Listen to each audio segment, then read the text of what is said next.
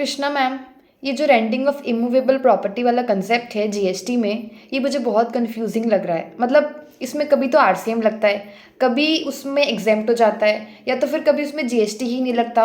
और काफ़ी सारी चीज़ें चेक करनी होती है कि सप्लायर गवर्नमेंट है कि नॉन गवर्नमेंट है, या फिर पर्पस क्या है, कमर्शियल है कि रेसिडेंशियल है। So it's a bit confusing. एक बार आप मुझे प्लीज़ एक्सप्लेन कर देंगे अच्छे से? बिल्कुल क्लियर करूंगी। रेंटिंग ऑफ प्रॉपर्टी में आपको सबसे पहले चेक करना है कि सप्लायर कौन है। क्या सप्लायर अदर देन गवर्नमेंट है या फिर सप्लायर गवर्नमेंट है? अगर सप्लायर अदर देन गवर्नमेंट होता है देन आपको दो चीज़ें और चेक करनी है। क्या? पर्पस। किस पर्पस से आप रेंट पे दे रहे हो। अगर वो रेसिडेंशियल पर्पस हुआ देन आपको चेक करना है कि वो पर्सनल रेसिडेंसी है कि आपने बिजनेस एम्प्लॉयज को बिजनेस पर्पस के लिए उसको रेंट पे दिया हुआ है। ठीक है। सो रेसिडेंशियल में पर्सनल रेसिडेंसी हुई है ना, तो उस केस में जो रिसिपिएंट है वेदर इट इज रजिस्टर्ड और unregistered it will always be exempt under GST. ठीक है, ये अपना फर्स्ट पार्ट कंप्लीट।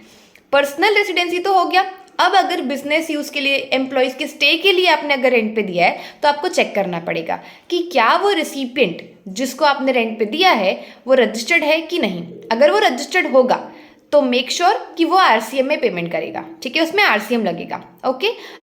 और अगर रिसीवर अनरजिस्टर्ड हुआ तो फिर उसमें कोई जीएसटी नहीं लगेगा। ठीक है। अब आते हैं अपन सेकेंड पर्पस में, that is the commercial purpose.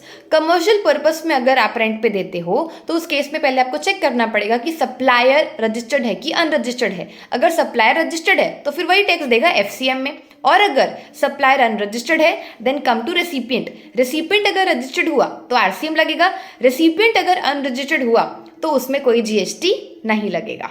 Okay बच्चों, अब आते हैं अपन जब supplier is government. Supplier other than government का पूरा पार्ट अपन ने कर चुका है। ठीक है, सप्लायर अगर गवर्नमेंट हुआ तो रेसिडेंशियल पर्पस वाला जो प्रोविजन है वो सेम रहेगा जो मैंने अभी आपको एक्सप्लेन किया पहले वाले प्रोविजन पे। ठीक है। अब आते हैं अगर कमर्शियल पर्पस रहा तो उस केस में आपको चेक करना पड़ेगा कि रेसिपिएंट रजिस्टर्ड है क्या। अगर रेसिपिएंट रजिस्टर्ड होता है तो आरसीएम लगेगा। अगर रेसिपिएंट अनरजिस्टर्ड होता है then in that case forward charge mechanism that is FCM लगेगा। ओके, आई होप कि ये आपका डाउट क्लियर हुआ होगा। और आप लोगों को भी अगर ऐसे कुछ कंसेप्ट में आपको डाउट आता है तो मुझे कमेंट सेक्शन में बताइएगा ताकि आप लोगों के लिए भी मैं ऐसे कॉन्सेप्ट क्लैरिटी वीडियोस बनाऊं। Okay, thank you for watching, follow for more such videos.